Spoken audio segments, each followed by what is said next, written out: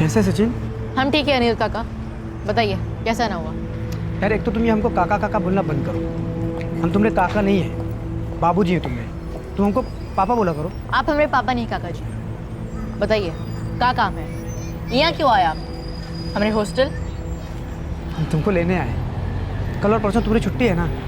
छुट्टी तो है, लेकिन इस हफ्ते हम घर नहीं जा रहे, हमारे इम्तहान। अम्मा जी को बता दिया हमने सब, अगले हफ्ते वो हमका लेने भी आ रही है। अरे लेकिन तुम पढ़ाई घर पे भी कर सकते हो ना। घर वालों से मिलोगे तो बात करोगे, उनको अच्छा लगेगा और तुमको भी अच्छा लगेगा। एक काम करो, चलो सामान मांगो।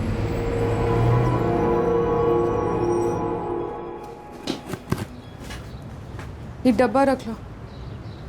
अगला हफ्ता हम और सिर्फ हम आएंगे तुम्हें लेने।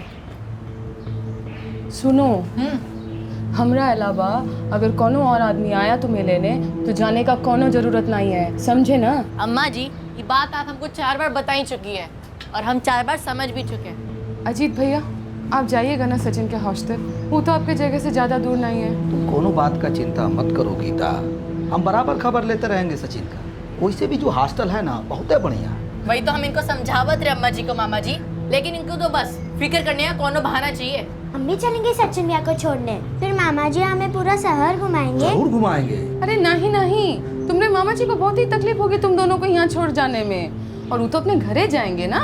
देखो बच्चियों, जब हम अगली दफा आएंगे ना तो तुम दोनों को खास तौर पर ले चलेंगे शहर घुमाने के लिए। और हम जब अगली बार आएंगे ना, तुम दोनों के लिए चॉकलेट ले आएंगे। हम ले 2, हम ले 3, दोनों के लिए 4-4। खुश? लेकिन हे बाबू, एक को बात का ध्यान रखना, अकेले कबो नहीं आओगे तुम, हमरे संग आओगे, हम आएंगे तुम्हें लेने, का समझे? नहीं अनिरुद्ध काका, हम आपके साथ नहीं चल रहे। अरे लेकिन तुम्हें अम्मा खुद चाहती है कि तुम मेरे साथ चलो, उनको अच्छा लगेगा। हमारे पास मोबाइल है काका, और अम्मा जी के पास हमारा नंबर भी। अगर वो चाहती है कि हम आपके साथ आए, वो हमका जरूर बताते। अरे चलो, देवी का पूजा सब देख के तुमको खुश हो जाएगा लोग। काका जी आप यहाँ से जाइए, हम आपके साथ भी आए।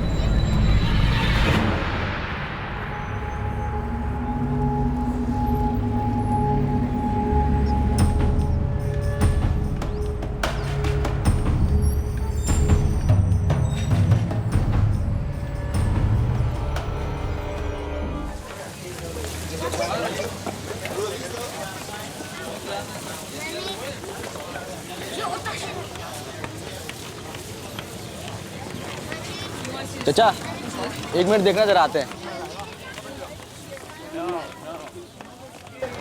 बहुत समझाया यार, ससुरा मान नहीं रहा। माने घर में 3 ही आदमी होगा, गीता, देविका और पूजा। भैया पहले इन तीनों को ही मार देते हैं, आसान। एक औरत है, 2 बच्ची है। और सचिन हुआ उसका कैसे करेगा? बचना नहीं चाहिए भाई। तो 1 हफ्ता बाद घर आ रहा है ना। अरे लेकिन चारों का मरना बहुत जरूरी है भाई। ठीक है ठीक है, पहले इन तीनों को मार देते हैं, फिर उसका देखते हैं बाद में। ठीक है, उसके तुरंत बाद सचिन का नंबर लगा देना, लेकिन याद रखना हमारा नाम नहीं आना चाहिए भाई। ये यशवंत है ना? हाँ, यशवंत।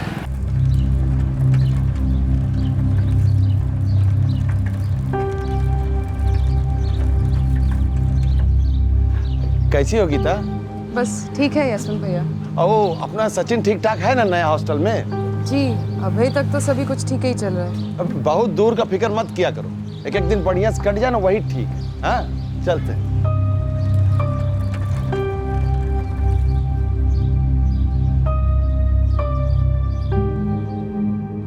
भैया वो यशवंत के ऊपर इल्ज़ाम लगाना आपका जिम्मा है, अपना तय हुआ था बात। वो हम देख लेंगे। तुम्हारी प्लानिंग क्या है, मतलब कैसे करोगे? मंदिर का आखिरी आरती शुरू होता है शाम 8 बजे, 8:30 तक चलता है, और वो आरती का शोर इतना होता है कि कुछ सुनाई नहीं देता है। घर में चाहे कितना भी चिल्ला लें, गीता, पूजा और देविका, कुछ सुनाई नहीं देने वाला है। बस 8 से 8:30 बजे के बीच हम घर में घुसेंगे और तीनों को मार देंगे, वो जिम्मा हमारा है। अरे लेकिन यशवंत तो बगले में रहता है ना, चिल्ला चिल्ले होगा तो उसका पता नहीं चलेगा। अरे हम खुद मुआयना किए हैं भैया, वो आरती के शोर में कुछ सुनाई नहीं देता है, कुछ सुनाई नहीं देता है। हम खुद चिल्ला चिल्ला कर देखे हैं। ऐसे शुभ काम में देरी का है। तुम जाओ, तीनों का काम लगाओ, बाकी यशवंत को हम संभाल लेंगे। ऐसा फंसाएंगे ना ससुरे को, कि बच नहीं पाएगा। और सुनो, उसके बाद सचिनवा को मारना बहुत ज़रूरी है। हाँ हाँ हाँ, करना ही पड़ेगा, और कोई चारा नहीं है, चारों का काम तमाम करना पड़ेगा।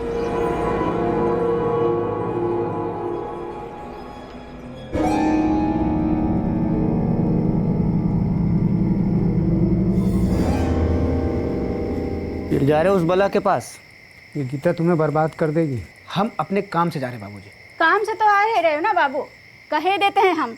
वो औरत या के चक्कर में पड़े ना तो सच में काम से जाओगे, कहीं के ना रहोगे। अब फिर से भाषण सुनाना जरूरी है का? हम कोनो दूध पीते बच्चे नहीं हैं जो हर रोज इस घर में हमसे सवाल किया जाता है। सवाल तो एक ही है बेटा, अगर तुम अपने जिद पे अड़े रहे और उस 3 बच्चन की अम्मा से ब्याह किए तो एक बात जान लो, हमारे घर से, हमारी जमीन से और हमारे बचत का एक कोई हिस्सा नहीं पाओगे तुम। तो हम कहाँ करें कि हम मुझसे शादी करने जा रहे हैं? ये तो आप खुद जिद पकड़ के बैठे मुझसे शादी करना चाहते हैं। अब हम करें तो करें, क्या करें बताइए? हम बताते हैं क्या करें। मेहरबानी करके वो औरत या के चक्कर में पड़ना छोड़ो, यही तुम्हारे लिए अच्छा होगा। सारा रिश्ता नाता खत्म करो। अब फिर से भाषण सुनने की हिम्मत नहीं है हमारा। हम जा रहे अपने काम से, हमको आने में देर होगा, आप लोग खाना वाना खा लीजिएगा।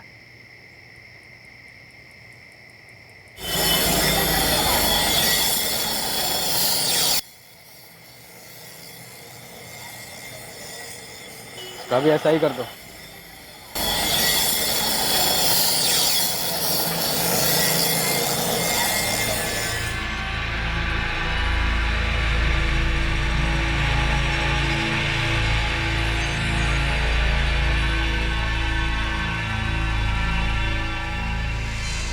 आरती शुरू होने से 15 मिनट बाकी है। हाँ, लेकिन यशवंत के घर से गीता के घर जाने में 15 मिनट तो लग ही जाएगा। अच्छा ठीक है, हम तुम्हारा यहीं पे इंतजार करेंगे। तुम जाओ, तीनों का काम खत्म करो। ठीक है, जाओ।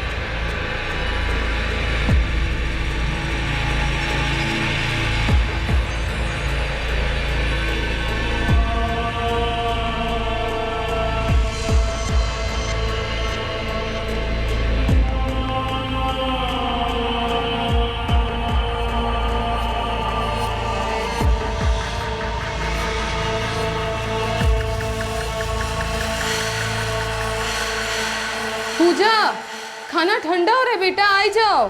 आई अम्मा।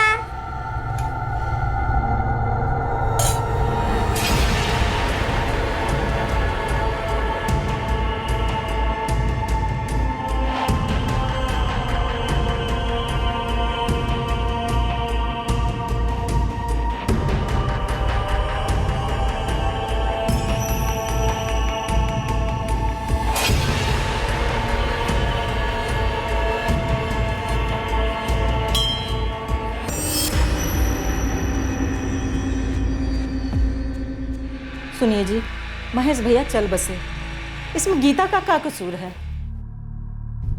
कौन बोला कि गीता का या किसी का कसूर है? हम तो बस ये बोले हैं कि ये अनुरुद्ध जो है ये ठीक आदमी नहीं है। लेकिन काहे जेठ जी? तुमसे कहा बताएं गीता, ये अनुरुद्ध जो है ये हमारा और महेश का फूफा का लड़का है। बचपन से देखे हैं उसको, अब उसको हम ठीक से जानेंगे कि तुम। लोग बदलते नहीं है का? और वैसे भी वो गीता को पसंद करता है। कौनो पसंद वसंद नहीं करता है, बेशरम आदमी है, बेशरम। ये जो अनुरुद्ध है ना, ये कौनो न कौनो छुपा इरादा से तुमसे शादी का बात कर रहा है, और ये तुम्हारे लिए बहुत खतरनाक है और तुम्हारे बच्चों के लिए भी। जिम्मेदारी तो उठाना दूर का बात, वो कब कहां कर जाएगा का कौनो भरोसा नहीं। दोबारा शादी करना कौनो गलत बात नहीं, अच्छा बात है, पर आदमी तो ढंग का होना चाहिए ना गीता। एक बार अपने भाई अजीत से कहो कि कोनो बढ़िया आदमी हो तो देखेंगे तुम्हारे लिए। हमसे कहो, हम और ज्योति देखेंगे कोनो आदमी तुम्हारे लिए।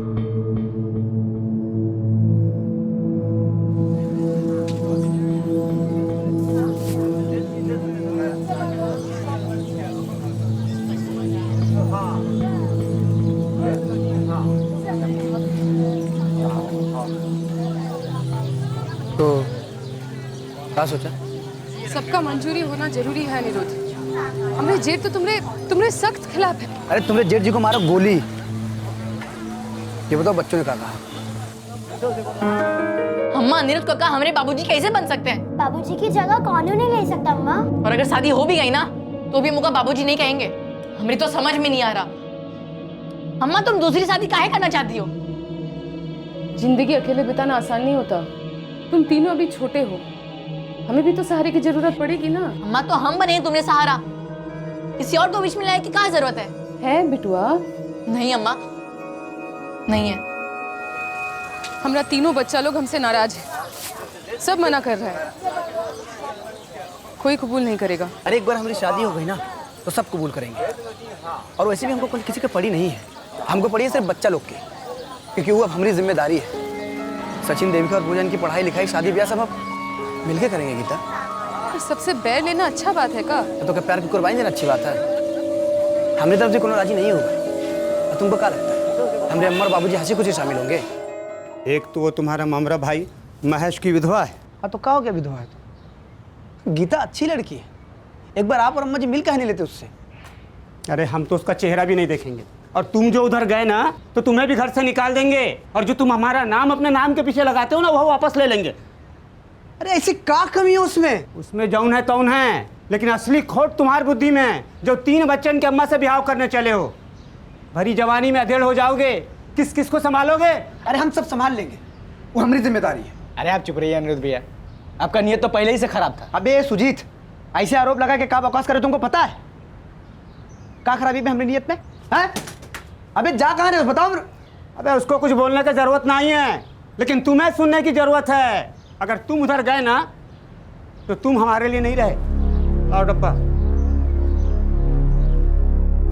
हम अम्मा बाबूजी के खिलाफ जाने के लिए तैयार हैं। तुम्हारे लिए आसान है, हमरे लिए नहीं। दुनिया चील कौवे की तरह हम पर नजर टिकाए हुए कि कब हम फिसले और कब नोच लिया। और अगर हम ये सब आसान कर दें तुम्हें लिए तो? अब ये बात का काम मतलब हुआ? मतलब ही कि नोच खाने वाली दुनिया को कभी पता ही नहीं चलेगा कि हमने शादी कर ली। देखो तुम्हारे तीनों बच्चा लोग के साथ अपने घर पे रहना, हम अपने अम्मा बाबूजी के साथ अपने घर पे रहेंगे, लेकिन शादी तो हमारी हो चुकी होगी, हम पति पत्नी भी होंगे। हम बच्चा लोग की सारी जिम्मेदारी उठाएंगे, हम हर रोज तुमसे मिलने आएंगे। क्या बोलती हो? इतना सोचो मत गीता, जिंदगी सबसे बहुत छोटी है, इतना सोच विचार कर उसको और छोटी मत बना। हाँ बोल दो गीता, तुमको हमारे प्यार का वास्ता है। हाँ बोल दो।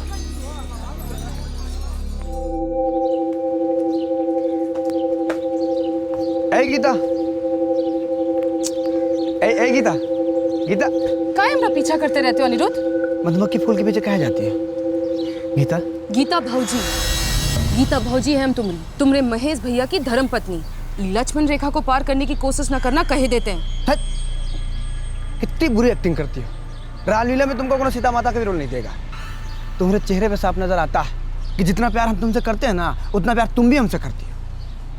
एक बार अपने आप से सच बोल दो गीता और हमारे पास आ जाओ, हम तुमको ऐसी जिंदगी देंगे ना जो तुम जैसे सुंदर औरत का हक है। तुम तो अपने मन में ना जाने काका कहानी बना लिए हो। हमका तुम्हें कोनो दिलचस्पी नहीं है, तुम बस जाओ यहाँ से, हम शादीशुदा है। और एक बात सुन लो, हम तुमने महेश भैया के साथ कोनो दगाबाजी कभी नहीं करेंगे।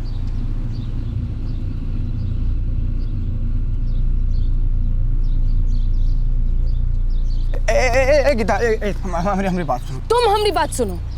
हम अब तक तुमने महेश भैया को तुम्हारी इस बदतमीजी के बारे में कुछ नहीं बोले, काहे कि 2 भाई 2 परिवार वालों के बीच में फूट नहीं डालना चाहते थे। लेकिन अगर तुम हमारी जिंदगी में फूट डालने की कोशिश करोगे ना तो हम आगे पीछे नहीं देखेंगे, सीधा जाके तुमने महेश भैया को सब कुछ सच सच बता देंगे।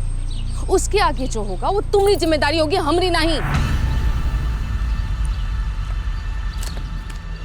अरे अब तो कबूल कर लो कि तुम्हें दिल में हमारे लिए मोहब्बत थी। शादी के लिए हाँ तो कह दो। अरे तुम महेश भी नहीं इस दुनिया में, तो धोखा देने का तो कोनो सवाल ही नहीं उठता है।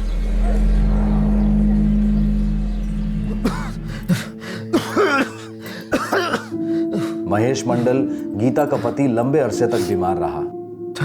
थक गया हूँ गीता, अब तो ऊपर वाला या तो हमें ठीक कर दे या हमको ऊपर बुला ले। नहीं बाबूजी, ऐसा मत बोलो, आपको कुछ नहीं होगा। ए बच्चा लोग, अंदर जाओ, हमको तुम्हारी अम्मा से कुछ बात करनी है। हमको मालूम है, अंदर से मालूम है हमको। क्या बात कर रहे हैं? क्या मालूम है आपको? अब हम ज्यादा दिन नहीं जिएंगे। ए सुनो गीता, अब रोना धोना नहीं, बच्चन के लिए तुमको मजबूत होना होगा। हम पूरा इंतजाम कर दिए है। ये घर है तुम्हार नाम पर, 2 ठेले हैं, मतलब जिंदगी में पैसों का खातर कोई दिक्कत नहीं आएगी, ना तुमको ना बच्चन को। उनको पढ़ाओ लिखाओ, अपन पैरों पर खड़ा करो उनको। हम सब कुछ बेच बाच कर आपका इलाज करवाएंगे, कुछ नहीं होने देंगे आपको। हम तोहरे और बच्चन के लिए पीछे क्या क्या छोड़ के जा रहे हैं हम बताते हैं।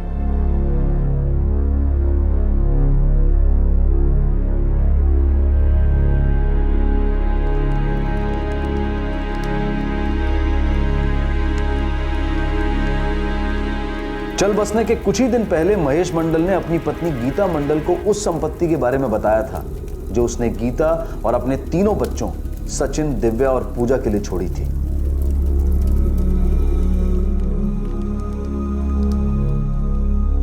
गीता ने अनिरुद्ध के दबाव में आकर बिना किसी को बताए अनिरुद्ध से चुपचाप शादी कर ली थी।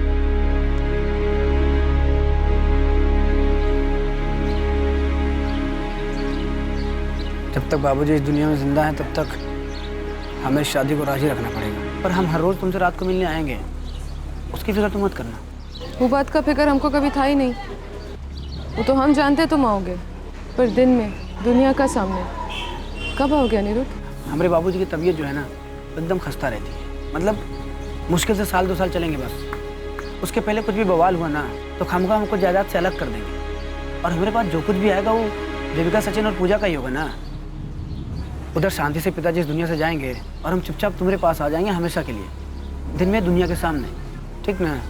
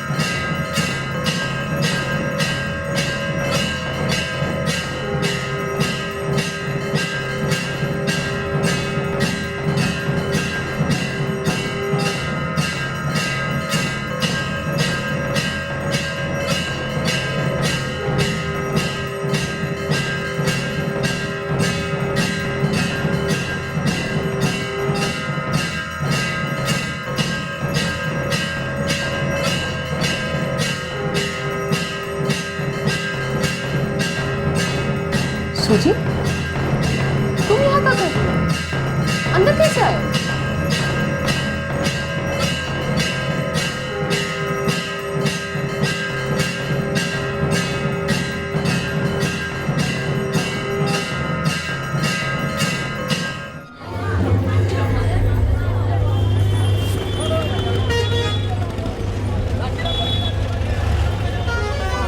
हाँ?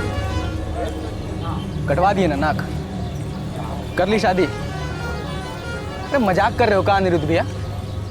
मजाक तो बनाया बाबूजी ने हमरा, कहते हैं घर के अंदर घुसने नहीं देंगे। हाँ तो ठीक ही तो कहते हैं, हम भी कह रहे हैं मत ही आना घर। अरे जब बिना शादी किए मौज कर सकते थे तो क्या जरूरत था शादी करने का? हमारी बात जरा ठंडे दिमाग से सुन तो लो। बड़ा ऐसा प्लान है ना कि जिंदगी बन जाएगी। अच्छा बोलो। आओ इधर आओ। चाचा देखो, किसी जमाने में हम गीता से प्रेम करते थे लेकिन अब नहीं करते। अब हमारे पास एक प्लान है। हाँ बोलो बोलो, सुन रहे। देखो, एक तो बड़ा घर और ऊपर से 2 ठेला, अच्छा चलता भी है भाई। मतलब 1 बड़ा घर और 2 दुकान, इसी के लिए ब्याह कर लिए गीता से? घर और ठेला तो हमारी जेब खर्चा के लिए है बस। का खजाना छोड़ गया है मैं इस बार गीता और बच्चों के नाम। अरे तुम सुनो, तुम्हारी का खजाना है? तुम हमेशा पूछती थी ना, इतना कमाया और बाकी का पैसा कहाँ गया? हाँ? हम अपना बीमा उतराए थे, जिसका किस्त भरने का वास्ते वो पैसा जाता था। जानती हो कि कितना पैसा का बीमा है? 18 लाख। पूरा 18 लाख मिलेगा तुमको। हमको कुछ नहीं चाहिए, हमको आप चाहिए। लेकिन सच्चाई है ना? सच्चाई यही है कि अब बहुत जल्द ठीक हो जाएंगे, कुछ नहीं होने देंगे हम आपको। कल हम तुमको अपने जीवन बीमा का सारा कागज दे देंगे और सब कुछ समझा देते हैं, ताकि हमरे जाने के बाद तुमको बीमा का पूरा पैसा मिले।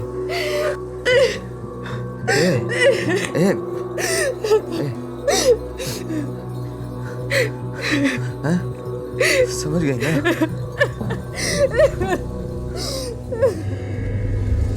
ब्याज आज मिला के कुल 20 लाख लगे ससुर के हाथ।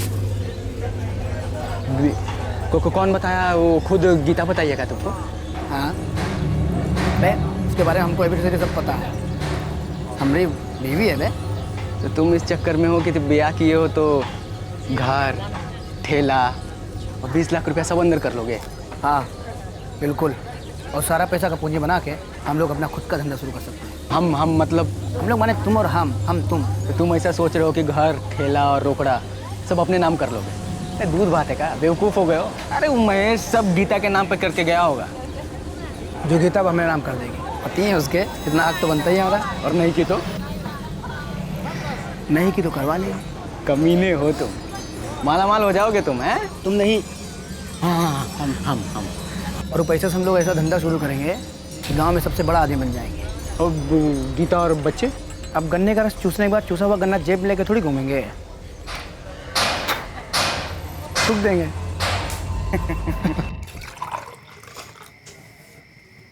देविका और पूजा सचिन के साथ मेला देखने गए का? हाँ, काहे? नहीं, हम बोले हम घुमा लाते हैं तो हमारे साथ जाने के लिए मना कर देती ना, और हमको काका काका कहते रहते। बाबूजी नहीं बोलते। इतने हमको कब अपनाएंगे? थोड़ा वक्त दो, नाजुक उम्र है। और तुम तुमको पूरी तरह दिल से अपना लियो ना, या तुम भी बच्चों की तरह ऐसे ही? गीता, तुम्हारी जो खामोशी है ना, एक चूरा की तरह चुभती है हमको। सवाल ही आसन किए हो, शादी की है तुमरे संग, भगवान को साक्षी मानकर। और उसी भगवान के मंदिर में हम भी कसम खाए थे कि तुम्हें और तीनों बच्चा लोग की जिंदगी भर जिम्मेदारी उठाएंगे। गीता, वक्त आ गया है कि इधर और दोनों ठेला हमारे नाम कर दो। काहे? ये पैसा और जमीन जायदाद जो कुछ भी है सब हमारी जिम्मेदारी है ना। तुम्हारे खाता में जितना पैसा है ना, वो सब हमारे खाता में डाल दो। हम सब दिमाग से पूरी जिम्मेदारी उठाएंगे। तुम बस आराम करो और जिंदगी का मजा लो। सब कुछ तुम्हारे नाम कर दे? पर काहे? क्योंकि हम कह रहे हैं, तुम्हारे पति हैं भाई। देखिए कैसे जानवर की तरह मारा है वो। हम बोले थे ना तुमसे, बोले थे ना पहले कि वो आदमी का नीयत ठीक नहीं है। गलती हो गई हमसे। जो हो गया सो हो गया। अब बिना देर किए तलाक दो उसको। शादी का रजिस्ट्रेशन किए हो ना? कहाँ, बस मंदिर में 7 फेरे लिए थे पुजारी और भगवान जी के सामने। तो अपने सगे भाई अजीत भैया को भी नहीं बोले कि हमारी शादी हो गई। वो भी अपने परिवार वालों को कुछ नहीं बोला है। एक तरह से ये ठीक भी है कि शादी का कानून सबूत नहीं है। कम से कम कानूनी तौर पे वो तुमको अपनी पत्नी तो नहीं बोल पाएगा। तो अब दूर करो सारे को, तोड़ो सारा रिश्ता नाता। पर एक बात का ध्यान रखो, अपना जान का हिफाजत करो और अपने बच्चा लोग का हिफाजत करो। वो ससुरा कौनो हद तक जा सकता है। बिना सर्टिफिकेट के तुम बैलगाड़ी भी नहीं चला सकते। और शादी तो जीवन की रेलगाड़ी है। अच्छा, तो अगर सर्टिफिकेट पेश करें तो क्या मिलेगा? जाली सर्टिफिकेट होगा तो सजा मिलेगी, असली होगा तो इंतजार मिलेगा। इंतजार मतलब समझे नहीं। आपकी पत्नी भगवान की दया से स्वस्थ है, जवान है और सारे जायदाद की मालकिन है। अब खुदा न खास्ता कुछ होता है तो प्रॉपर्टी आपको मिल सकती है, वरना उनके बुढ़ापे और देहांत तक आपको इंतजार करना पड़ेगा। और अगर सर्टिफिकेट ना हो तो? अरे भाई, अभी वही बात तो कर रहे थे कि नहीं होगा तो क्या होगा। अब दोबारा मत पूछना। तो वकील साहब, अगर सर्टिफिकेट ना हो तो क्या मिलेगा हमको? ठेंगा मिलेगा। आपकी पत्नी के देहांत के बाद सारी जायदाद बच्चों को चली जाएगी। नहीं करेंगे, नहीं करेंगे, चाहे जान ले लो, हम शादी की रजिस्ट्री नहीं करेंगे। नहीं करेंगे? अपने पैर पे कुल्हाड़ी जरूर मारे, लेकिन अपने गले में फंदा नहीं डालेंगे। तुम्हारा कमीनापन हम देर से पहचाने, लेकिन दुरुस्त पहचाने। वो मंदिर में शादी शादी नहीं थी, अरे बाप रे। और हमारी कमजोर घड़ी की सजा, शिक्षा, तुम हमरा कुछ नहीं लगते नहीं। तो ये लाखों की भूतनी लातों से भी नहीं मान रही। मानना तो पड़ेगा, बहुत मेहनत किया हमने, और हम अपनी मेहनत ऐसे बर्बाद नहीं होने देंगे, चाहे कुछ भी हो जाए। तो थोड़ी मेहनत और कर लेते हैं ना भैया। हाँ, मेहनत तो करनी पड़ेगी, क्योंकि रास्ते में 4 कांटे हैं और चारों को एक साथ साफ करना पड़ेगा। गीता, सचिन, देविका और पूजा, इन चारों को मारना ही पड़ेगा, तब जाके सारा माल मेरा हो पाएगा। मेरा? ये हमारा से मेरा कैसे हो गया? अबे कानूनी तौर पे मेरा, वैसे तो हमारा ही है। तो कितना तुम्हारा, कितना मेरा है? कितना चाहिए तुमको? पहले वाला हिसाब नहीं होगा। आप ये रोटी का एक टुकड़ा दे दिए बाबूजी से बात छुपाने के लिए कि शादी होगी तुम्हारी गीता से। रोटी का कितना बड़ा टुकड़ा चाहिए तुमको? मैं रोटी बीच में से फटेगी, आधा तुम्हारा आधा मेरा।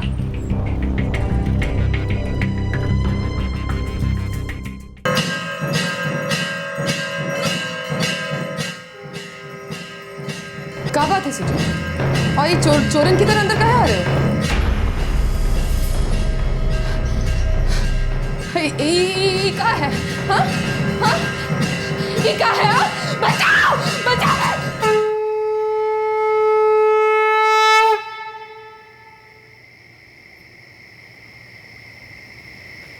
क्या वो काम हो गया?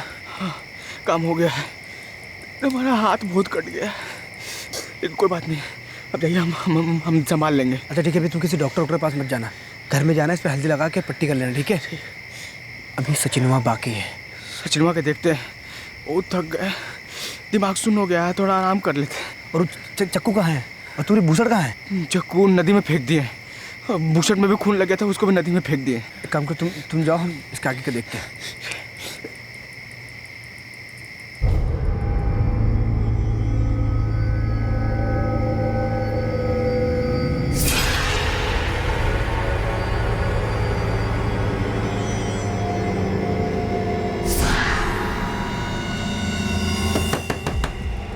गीता, गीता, हे गीता,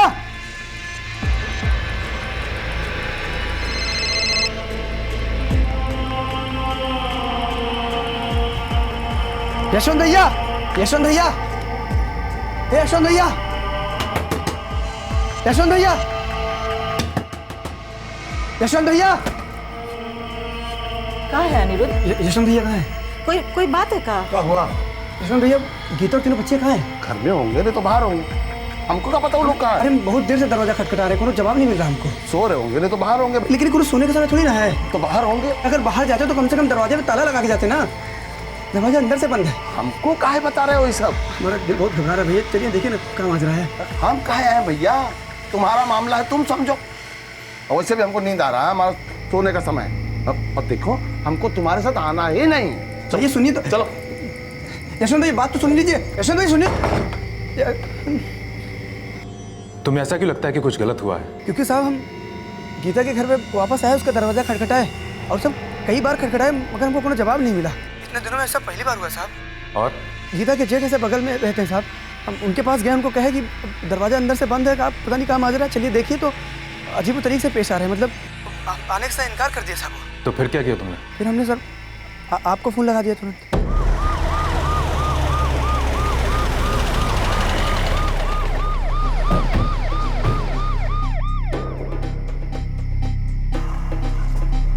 सर पिछले आधे घंटे से हम दरवाज़ा खटखटा रहे हैं, लेकिन कोनो आवाज़ नहीं आ रही है, दरवाजा अंदर से बंद है सर।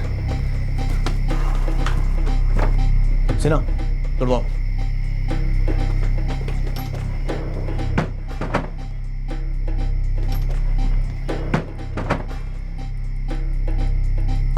क्या हो रहा है? पुलिस दरवाजा तोड़ रही है, कुछ ठीक नहीं लग रहा है। हटो तो, हटो। आप रुकिए, कुछ बखेड़ा खड़ा हो जाएगा, आप समझते काहे नहीं? घर में जबरदस्ती घुसने को कोई भी निशान नहीं मिला। लगता है कातिल छत से दाखिल हुआ था, और सर खून के निशान अगले घर के छत तक जाते हैं और उसके बाद नीचे। ये बाजू वाला घर यशवंत मंडल का है? हाँ साहब, यशवंत का ही।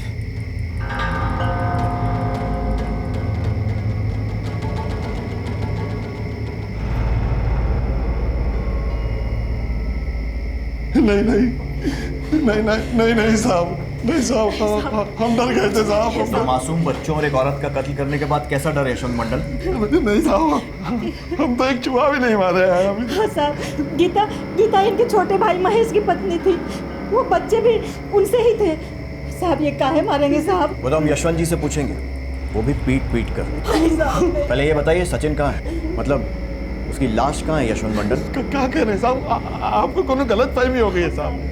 सचिन तो वहाँ दिव्यपुर में हॉस्टल में पढ़ता है साहब, हमको कुछ नहीं मालूम साहब। कुछ तो जरूर मालूम है यशवंत मंडल। एक तो तुम अनिरुद्ध के साथ गए नहीं, 3 मर्डर को लेकर लोगों की नींद उड़ गई थी। मरने वाली औरत तुम्हारे मरहूम भाई की बीवी थी, दोनों बच्चियां तुम्हारी भतीजियां थी, और तुम घर से बाहर ही नहीं निकले।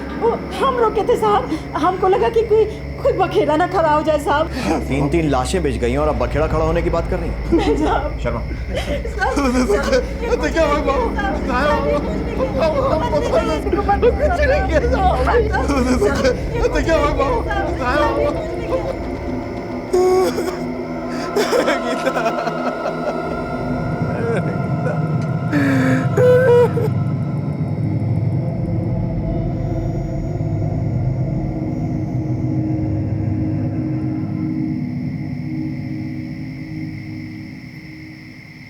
हाँ भैया, आप ही के फ़ोन का इंतज़ार कर रहे थे। अच्छा सुन, तुम एक काम करो, जल्दी से दिव्यापुर पहुँचो, सचिनवा का काम खत्म करो, क्योंकि पुलिस को पता चल गया है कि सचिनवा दिव्यापुर में है। इससे पहले कि पुलिस जाए तो उसको बचाए, तुम उसका काम खत्म करो। हाँ हाँ हाँ हाँ, ठीक है ठीक है ठीक है, लेकिन आप हमको पुलिस बुलाई है, हम जा रहे थाने, वो उनको बयान चाहिए हमारा। ठीक है, अभी तुम देर मत करो, निकलो, जाओ जल्दी से। ये क्या बोल रहे हैं आप सर? बेटा मुझे बताते हुए खेद हो रहा है कि तुम्हारी अम्मा और दोनों बहनों का कत्ल कर दिया गया है। तुम्हें जल्द से जल्द यहाँ आना होगा, शिवनाथ पुलिस स्टेशन।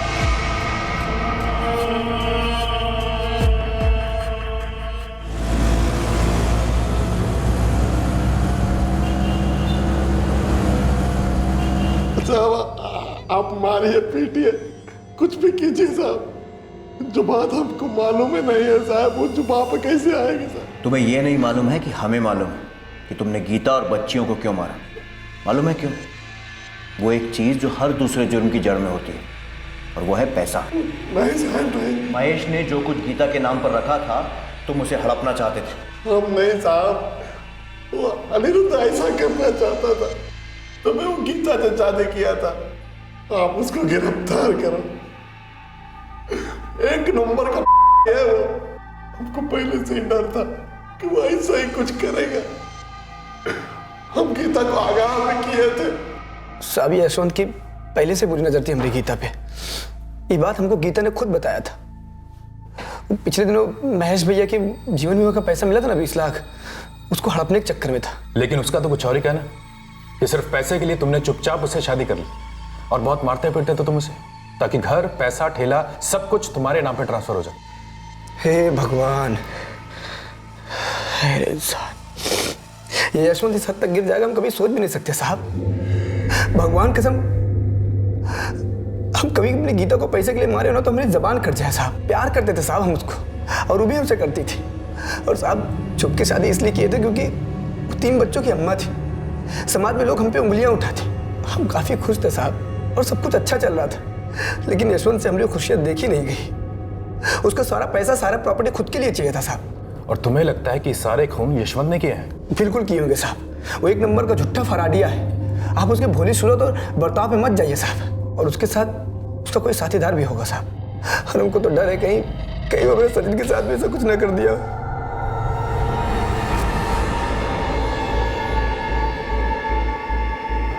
भैया, ओ गार्ड भैया। हाँ हाँ हाँ हाँ, जरा सचिन मंडल को बुला दीजिए ना। आप कौन हैं? हम चचा हैं उसके। वो यशवंत मंडल हमारे दोस्त हैं। गांव में बहुत अनर्थ हो गया है, उसकी अम्मा और 2 बहनों का कत्ल हो गया है। हाँ मालूम है हमको, फोन आया था सचिन मंडल को, बहुत रोता था बेचारा। हाँ हाँ हाँ, जल्दी बुला दीजिए ना, उसको काका के पास ले जाएंगे। अरे वो तो रात 11 बजे के बस में बैठ के ही चला गया। जब ये फोन आया था, वार्डन साहब खुद ही गए थे उसको बस में बिठाने के लिए।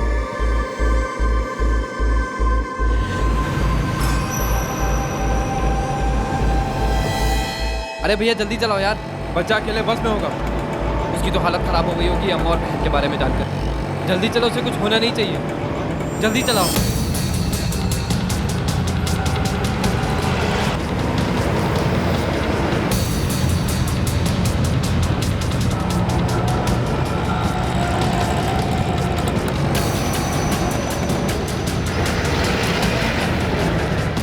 साहब, आपको लगता है कि मेरी बहन गीता का और उसके 2 मासूम बच्चियों का कत्ल यशवंत ने किया है? लगता तो ऐसा ही है। यशवंत अभी कुछ कबूल नहीं कर रहा है, लेकिन गीता के घर से खून के धब्बे सीढ़ियों से होते हुए उसकी छत तक जाते हैं और वहां से सीधे नीचे उसके घर तक।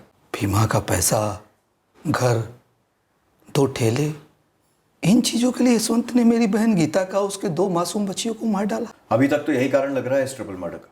वैसे आपकी बहन गीता ने जो अनिरुद्ध से चोरी छुपे मंदिर में शादी की थी, उसके भी खिलाफ था यशवंत।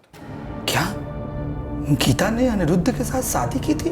आपको ये बात नहीं मालूम थी? नहीं साहब, हमको नहीं मालूम था, और गीता ने भी इस बारे में एक शब्द भी मुझसे नहीं कहा। तुम दोनों सचिन को मारने का भी प्लान कर रहे थे ना?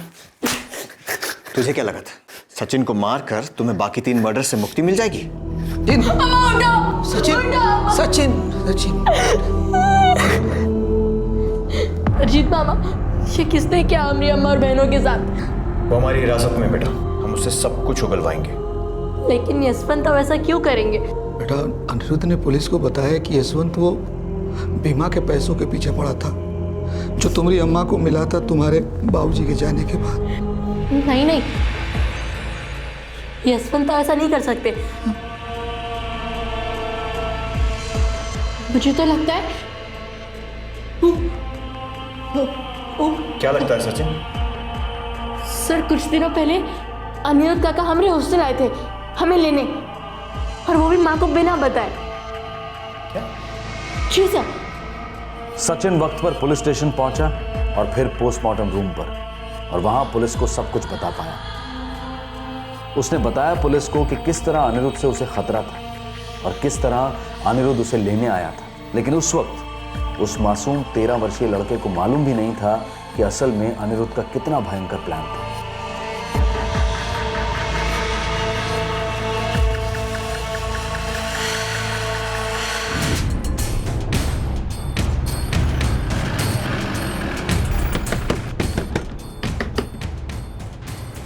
सुजीत गुप्ता है घर पे? हो रहा है। क्या बात है इंस्पेक्टर साहब? अरे कहाँ घुसे चले जा रहे हैं? अरे उनको रोकिए ना। क्या हुआ? अरे कौन? क्या हुआ? आप काहे पीछे पड़े हमारे बेटे के? हमारे साथ चल। हमारी डिस्पेंसरी तो 24 घंटे खुली रहती है और फ्री में ऐसी मरहम पट्टी होगी कि जिंदगी भर याद करेगा। पुलिस को बहुत ही कम समय और मेहनत लगी सुजीत की जुबान खुलवाने में। उसने भयंकर नरसंहार की पूरी प्लानिंग पुलिस के सामने रख दी। अनिरुद्ध भी पुलिस की 3rd डिग्री को सहन नहीं कर पाया और उसने कबूल कर लिया उस सारे ढोंग को, उस प्यार और शादी के नाटक को जो उसने गीता से सिर्फ पैसा और प्रॉपर्टी ऐंठने के लिए किया था। फिर उसने पुलिस को अपना प्लान भी बताया कि किस तरह वो सारा जिम्मा यशवंत पर डालने के बारे में सोच रहा था। यशवंत को रिहा कर दिया गया, लेकिन वो बुरी तरह से हिल गया था। उसे लगभग आरोपी ठहरा ही दिया गया था।